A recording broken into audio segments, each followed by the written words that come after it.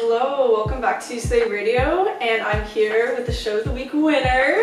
I'm DJ Capri-Sun, and with me I have DJ Bubblegum. Woo! Okay, so first of all, before we even get to your show, what's DJ Bubblegum? Like, who is she? Where'd you get your name? I don't know. I love it. Okay, so there is a little bit of DJ Bubblegum lore that I won't get too much into because it is low-key childhood embarrassing moments. No! But I will give a hint. There was a time in my life where I almost became like our generation's JoJo Siwa. And then wait, like genuinely? Yeah, in like almost like a real sense. Like there was definitely a pilot that was made, and my character was Bubblegum. Yeah, you can't find anything on YouTube, so don't even try. But the real ones, no. So I've actually gone by like the nickname Bubblegum for like, I don't know, since I was like 10 or 12. Yeah. And now in my like college years, I was like, wait, how funny would it be to kind of like bring it back? Bring the character back. Yeah, college radio. Oh So playing a little homage to that. It's a fun, silly insider nickname of That's mine. crazy So to me. DJ Bubblegum truly is Yeah. me. She comes from within. Good. Okay, and then what's your show name and what is it about? So original. My show name is What's Up Bubblegum with DJ Bubblegum. I love how it sounds. So when I'm doing my intros and my outros, it flows so nicely off the tongue. But my show is basically an embodiment of me. I feel like I, as a person, am interested in so many different topics and I care about a lot of different things. I have a lot of different interests, so I wanted my show to kind of span a little bit of everything. I've had shows cover current events and shows that were, recapping my summer vacation with my friends, and most recently, the one that got me on here today, I brought in a friend of mine to do a live techno set. Wow. And spin in the station. Those who were there got to like be a part of the fun. So it's really just an opportunity for me to kind of highlight everything because I am a senior. So it's very sad. So for me, I like the flexibility and like the diversity and having just full creative freedom. No, absolutely. It's kind of like the last hurrah, I feel like. Because I mean, shit, yeah, next quarter is going to be your last as DJ Bubblegum, right? 1000%. I know, we're in season 2 right now, which is so exciting for me, but I definitely think going into like wanting to have my own show after being a shadow or in my intern quarter it would just be like a really cool opportunity, kind of like senior capsule, my interests, bringing on friends and having, the archives to kind of just like last me throughout my lifetime, and I can look back when I'm, old and gray and whatnot, and just be like, hey guys, like I was in college radio, that's what I did. So for me, it's just kind of been really special, kind of being able to like put my senior year just into, a fun little show that I just get to. I literally love that so much, because it's like, it almost kind of like a diary in a way, or like I kind of like the Good Luck Charlie like video and stuff like that. So I really like the idea of this. It's just like a little time capsule. Oh, that's so cute. So you mentioned it was your second season. So how was the transition, I guess, from season 1 to season 2? Like, did you learn anything? Kind of have hurdles that you went over? Is there still some stuff you're tweaking out? Like... Yes, definitely. The equipment in the station makes me a little nervous sometimes because I'm like, she is just fragile and beautiful, but I've definitely really enjoyed having the opportunity to kind of build my technical skills. And as I've been, learning more, also being able to share that with other people who enter radio and enter, the DJ's booth as well, because I think it's just so beautiful, being able to give people, the opportunity to kind of like go in, throw on the headphones. Oh, absolutely, and, yes. Cue up a song, talk their mind. So I've really been enjoying that element of it for sure. That's been like, I think my favorite part so far.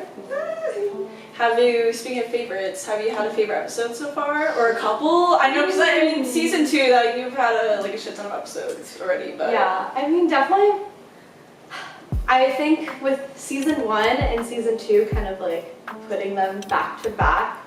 Season 1, I feel like for me was more highlighting, important people in my life and friendships, and more fun, like hee ha ha topics. But definitely with season 2, now that I feel a lot more comfortable in the booth and I've kind of, I'm starting to come over the learning curve, I like want to, push the boundaries more. So definitely having my friend last week bring in their DJ board mixer thing and having to unplug the aux and do all of those things has definitely been pushing me out of my comfort zone. But me personally, I love doing that and kind of testing my abilities and seeing how far I can go.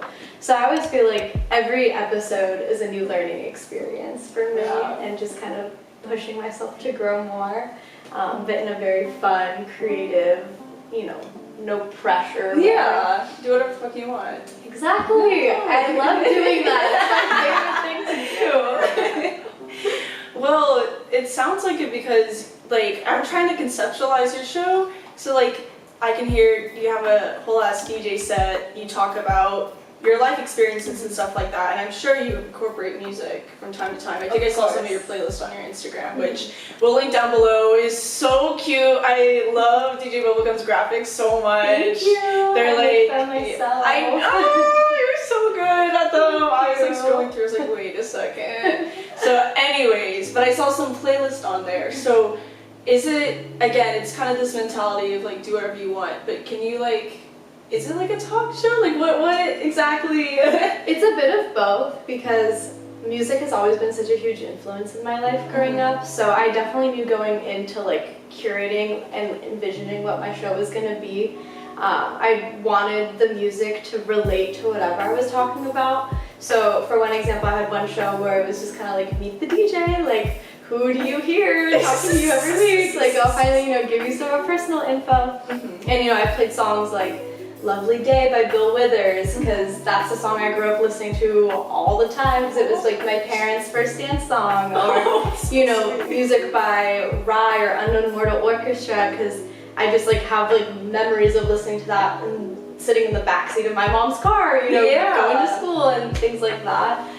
So I definitely love to incorporate music, and I've always just enjoyed with good old FM AM radio shows. You get a little talk, you get a little music, and I like being able to bring both to people, because I just imagine whoever is listening is walking to class, they're so stuck in they can traffic. create their own memories through that. Yeah, so I like to incorporate really engaging and interesting discourse, and then pair music that kind of follows the same theme, or has the same message, or goes with the same vibe. I think that's really fun for me, getting to curate the songs that I play, and also whatever guests I have on the show. It's definitely a collab effort. Yeah. Which absolutely. I definitely try to highlight, because I love that I have a platform and I get access to such cool opportunities. So whenever I do get to bring in a guest, I want them to feel like that episode is just as much theirs as it is mine.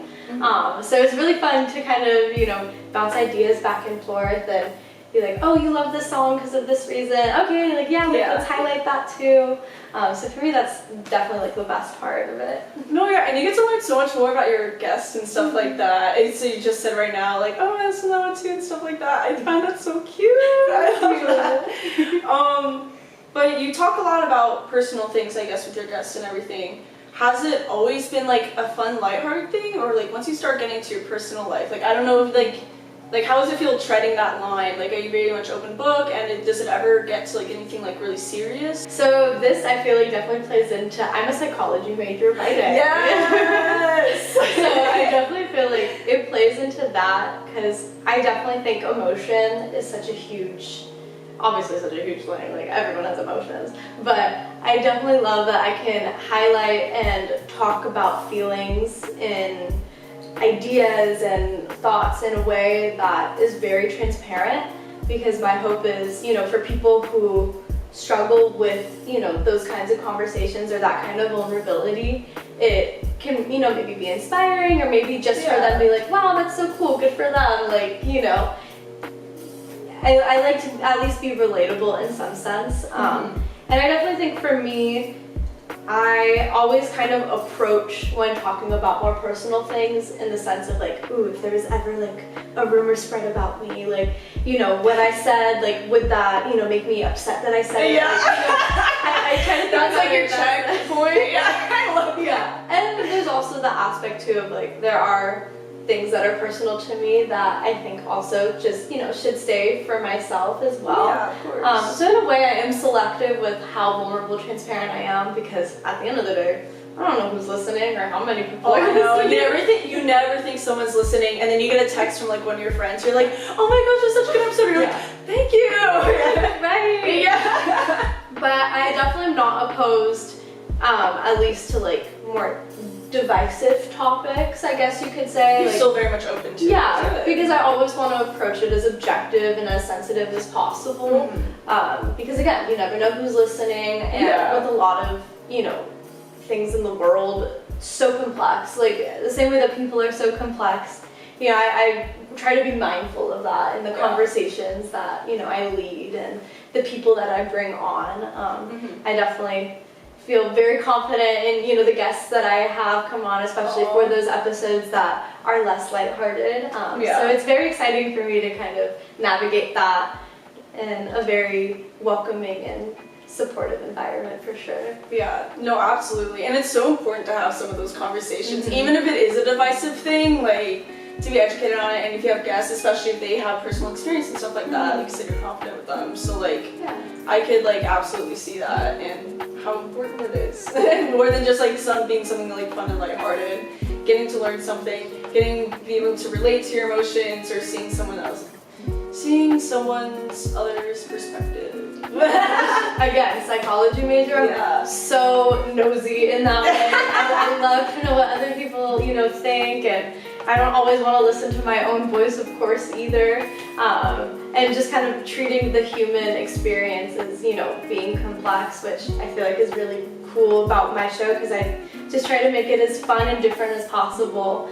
You know, and I love other shows where they follow like a consistent theme throughout, but me as a person, it's just everywhere. Yeah, exactly. So it's fun to kind of draw all of that in and kind of have like a little hub to keep it all together. It's your outlet. Yeah, it's totally start from there and you just I look forward to my show every week because I love the classes that I take, but you know, you hit burnout. You sometimes you just get tired of reading and writing papers. So for me, it's so excited to be like, oh, okay, I get to take a couple moments out of my day to put together my show structure and kind of map out and get excited about what I'm gonna write, or you know, if I have a couple minutes, you know, to start putting my graphic together, you know, playing around with all the details and fonts and those things. They get me giddy. I love your passion so much. Like it shows so much, and if you listen to your show, like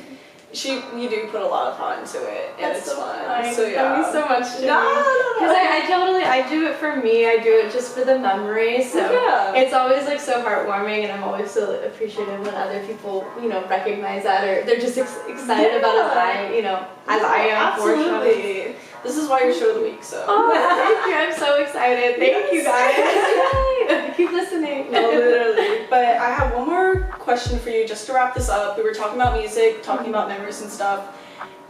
Either do you have a couple songs that you've like that have been your favorites that you played from radio, and if you have like a memory or something attached to them? You kind of already jumped into this, but I wanted to give it like a full question. Ooh, okay. So right off the bat, like the first song that came to mind, I don't remember if I had played it or not, but there's one song by, I mentioned them earlier, Unknown Mortal Orchestra. It's called Swim and Sleep Like a Shark. And I'm pretty sure I've played it on my show before, but I had seen them when they toured in LA. I don't remember what month. Time doesn't exist in my world, but it wasn't that long ago. I saw them at the Palladium, and being able to like hear that song live was just like, chills. Yeah. And then another song, or somewhat of a song, in a way it's more of an artist. For my first episode of season 2, I did a deep dive into Salt, which is I'll send you music. Okay.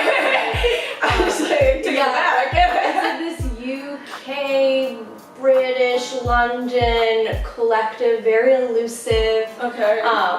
the producer for it has, produced songs for like Adele and Jungle, and Oh wow. Cleo Soul is definitely the like lead vocalist. They just recently did like a pop-up show in London, and I'm obsessed with them. One, because it's like, who are you? Like, I need to know everything about you. And also their music is just so amazing, and just in like a very like general sense, but also when you listen to the words, a lot of it is very poetic as well.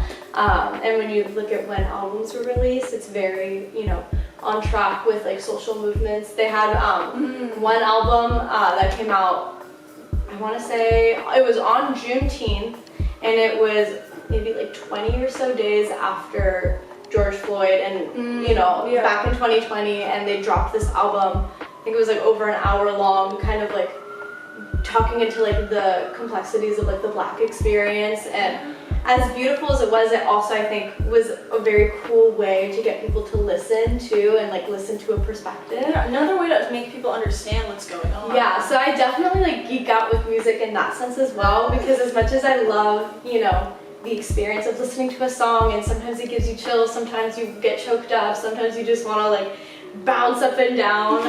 It's also really interesting to me how it can be used as like a platform, or a call to action even. So I love that. It gets me going. I'm like, oh, I need to know more. Yeah. We'll just speak about it in our episode, so don't worry about it, because unfortunately we are out of time.